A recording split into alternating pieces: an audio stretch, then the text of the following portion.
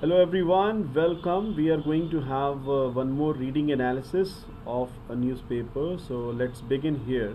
For a fair probe on the Kejriwal bail order and CBI conduct. Kejriwal bail order is a reminder to CBI to dispel perception of bias. For a fair probe. So prove का मतलब होता है investigation, किसी चीज़ की जांच। And for a fair prove माने proper जांच के लिए, एक सही जांच के लिए। On the Kejriwal bail order and CBI conduct, Kejriwal का जो बेल ऑर्डर आया है उसकी प्रॉपर जांच के लिए, और सीबीआई का जो व्यवहार है, जो कंडक्ट है, उसमें एक प्रॉपर जांच की आवश्यकता है। For a fair probe, Kejriwal bail order is a reminder to CBI to dispel perception of bias. Bias का मतलब है पक्षपात।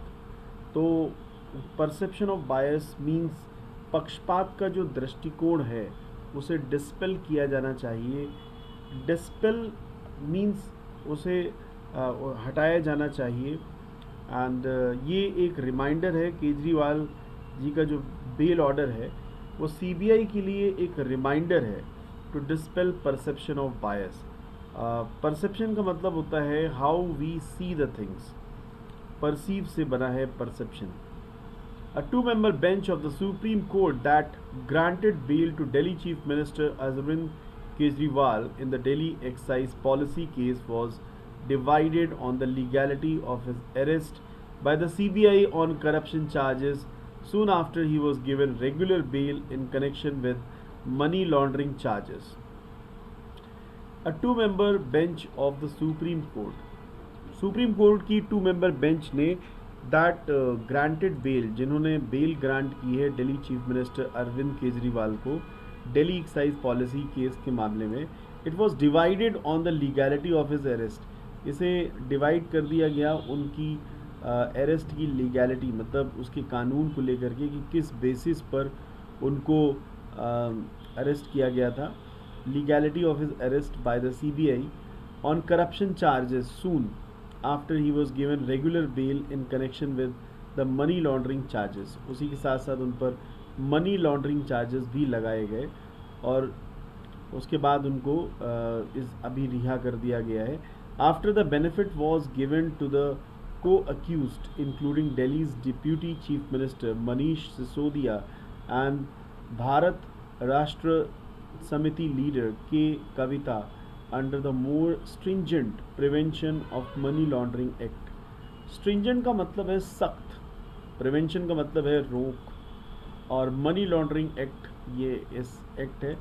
तो बहुत ही कठोर रोकथाम को लेकर के।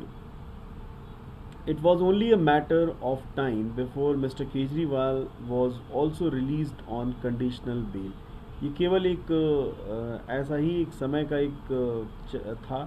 It was only a matter of time, केवल यही एक ऐसा समय था before Kejriwal was also release on conditional bail, जिसमें केजरीवाल जी को कंडीशनल बेल पर भी रिहा किया गया।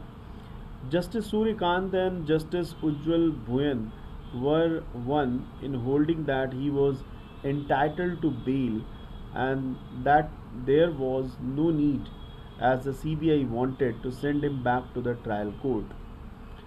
Justice Suryakant और Justice Ujjwal Bhuyan were only in holding that he was entitled to bail।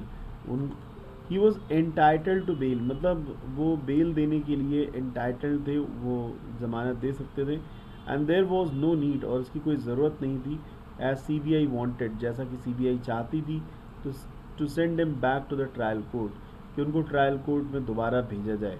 How ever, while justice Kant found no violation of procedure in his arrest, जबकि हालांकि जस्टिस कांत ने कोई भी वायलेशन, किसी भी प्रोसीजर का वायलेशन नहीं पाया उनके अरेस्ट में। As a C B I had approached the trial court for permission to question, as a C B I had approach, जैसा कि सी बी आई ने अप्रोच किया था the trial court for permission to question, trial court को mister P Kejriwal को question करने के लिए, and later on to arrest him, और बाद में उनको अरेस्ट करने के लिए। Justice Bhuyan bluntly observe, bluntly sharp का ऑपोजिट है, मतलब बहुत ही अच्छे से इस चीज़ को ऑब्ज़र्व नहीं किया, लेकिन हाँ मोटे तरीके से ऑब्ज़र्व किया कि the timing of his arrest was suspect. उनके अरेस्ट करने की जो टाइमिंग थी वो सस्पेक्ट थी, संदेहजनक थी। Nothing that the CBI did not feel the need to arrest him for 22 months। Nothing that the CBI did not feel, ऐसा नहीं कि सीबीआई ने इस चीज़ को महसूस नहीं किया कि उनको 22 महीनों के लिए अरेस्ट किया जाए। He question the urgency to arrest him. उन्होंने इस बात पे प्रश्न किया कि उनको इतनी जल्दी, इतनी ज़्यादा अर्जेंसी क्या थी कि उनको अरेस्ट किया जाए। When he was on the cusp of release in the ED case, जबकि उनको एक रिलीज़ के मौके पर वो थे, कस्प ऑफ रिलीज़ उनको दिया गया था।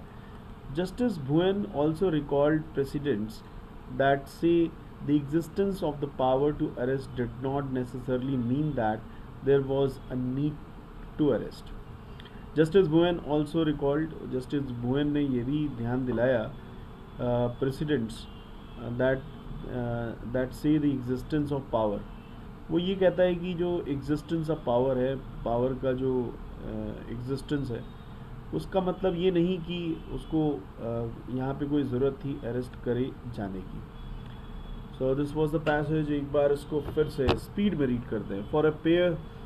For a fair probe on the Kejriwal bail order and CBI conduct. Kejriwal bail order is a reminder to CBI to dispel perception of bias. A two-member bench of the Supreme Court that granted bail to the Delhi Chief Minister Arvind Kejriwal in the Delhi excise policy was case divided on the legality of his arrest by the CBI on corruption charges soon after he was given regular bail in connection with money laundering charges. After the benefit was given to the co-accused, including Delhi's Deputy Chief Minister Manish Sisodia and Bharat Rashtra Samiti leader K. Kavita, under the more stringent Prevention of Money Laundering Act, it was only a matter of time before Mr. Kejriwal was also released on conditional bail. Justice Suryakant and Justice Ujjwal Bhuan were one in holding that he was entitled to bail and that there was no need, as the CBI wanted, to send him back to the trial court. However, while the Justice Kant found no violation of procedure in his arrest, as the CBI had approached the trial court for permission to question Mr. Kejriwal and later on to arrest him. Justice Bhuvan bluntly observed that the timing of his arrest was suspect, nothing that the CBI did not feel the need to arrest him for 22 months. He questioned the urgency to arrest him when he was on the cusp of release in the ED Enforcement Directorate case. Justice Bhuvan also recalled precedents that say the existence of the power to arrest did not necessarily mean that there was a need to arrest.